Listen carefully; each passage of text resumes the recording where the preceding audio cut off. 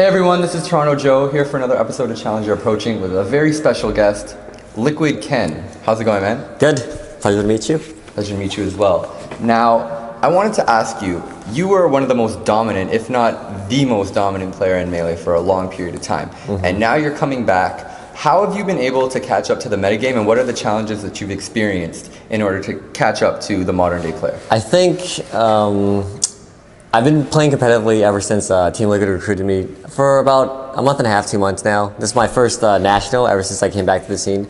I didn't play for maybe like 6 years before I actually came back and started playing. But I think the biggest thing for me is like the age difference. When I was like the best in the world back in the day, I was like 16, 17, 18. Now I'm 28, 29 now. So it's just like tournaments give me a lot of fatigue. I get tired a lot easier now. Just sitting around watching matches or even playing, you know, I can't keep up to, you know, a lot of players who are like 10 years younger than I am. But as far as like the metagame goes, yeah, Fox and Space Animals have been a lot faster. So you have to, you know, be on your game to be able to beat those guys. So pretty much those are the hardest things for me right now. Cool. Now, touching upon the fact of how big the scene has gotten recently, when you started 10 years back, did you ever think that Melee would get to the point that it's at right now? I actually always hoped for Melee to be as big as it is now, or even bigger, you know. But I mean, special thanks to the documentary. I think the documentary is what brought to open a lot of eyes of people who didn't know about Melee to actually like start watching Melee or even playing Melee competitively. So props to the documentary for doing that. But as far as getting this big, no, not back then. I thought MLG and EVO was as big as we were gonna get, but nowadays it's just more tournaments, more sponsors, even, you know, pro teams, esports look into it. So yeah, I never thought of it to be this big. Now, you're obviously a part of Team Liquid. Can you talk about how you got partnered up with them and what you're looking forward to moving in the future with them? Actually, I've always been a big fan of Team Liquid. So I played StarCraft, a lot of StarCraft. I was actually in Grandmasters for StarCraft in the NA scene. I actually also play a lot of Dota. So Team Liquid, it's like the #1 site that I used to visit all the time to watch like streams, StarCraft, Dota streams. So funny thing that they saw the documentary and then they contacted me and asked me if I wanted to play again. And you know, I was like, yeah, I wasn't too sure, but since I'm a big fan of Team Liquid, obviously I had to say yes. You know, and also I had a lot of fans, so I couldn't let them down. So they want to watch a lot of my games, you know. So I'm slowly getting better, but I think I can maybe in the next few months, years, I can maybe do better. Cool.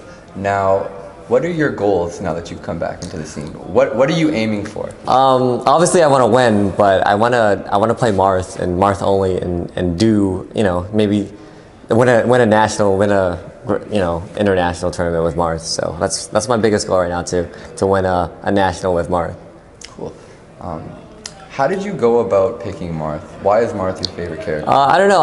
When I played Smash 64, I was a Captain Falcon main. But I never really went to any tournaments for 64. But as far as like when Melee came out, Falcon wasn't as like he was in 64. So I picked Marth, and Marth is a lot more like he was in like Captain Falcon in 64. So it's just my playstyle adapted, and that's why the Ken combo was out there, because it was an old 64 Falcon combo, which I just, you know, did in Melee. So that's how I started picking Marth.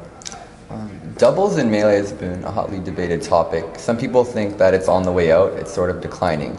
And you obviously have a storied history in teams. You and Isaiah were by far the best team in Melee at the time. What is your opinion on what we can do to help revitalize doubles and create a surge of interest back into it? I think the reason why is just not a lot of players have a good teammate. They don't play with a teammate all the time. And then top players just end up teaming together so they can win.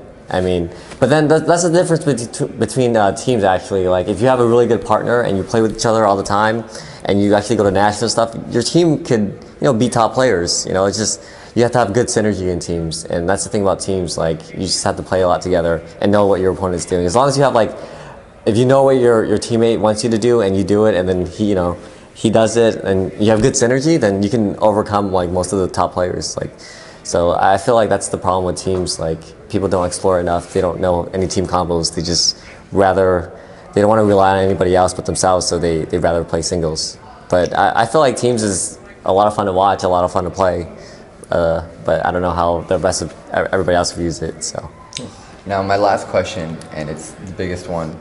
You recently got picked for E3, so congratulations on that, first Thank of you. all. How do you feel going into it, and are you going to be trying to go for Marth? What's your strategy? Give us a little bit of insight. As far as E3 goes, I think there's going to be a lot of players who want to pick Marth. I mean, there's Dr. PB, there's PPU, there's me, and there's two others. And there's a draft, so depending on my draft, obviously I wanna hype it up for the fans and pick Marth, it's my signature character, and do a Ken combo or something on on Smash 4. But if I can't, then I might be going for the Villager. Who knows? Villager, really? Who knows? I don't know. He seems a lot of fun, and ever since they announced the Villager, it was a lot of fun just watching him, like his face. And there's a whole bunch of pictures with the Villager's face in the background saying he's like watching you or something like that. So I just thought it was fun. Waiting. Yeah. So I thought it was a lot of fun, and I'm honored to be part of the Invitational. I'm glad that they picked me. I didn't know, just like most of you guys didn't know who they were gonna pick. So I'm happy to represent the Smash community, and I'll do my best. Awesome. Now that wraps up the interview. If you want to get a hold, how can people get in touch with you? Your stream link? I have a stream. Just follow me on Twitter. I usually post my stream on Twitter. So my Twitter is at LiquidKen. Pretty simple. And then from there you can find everything else about me. Cool.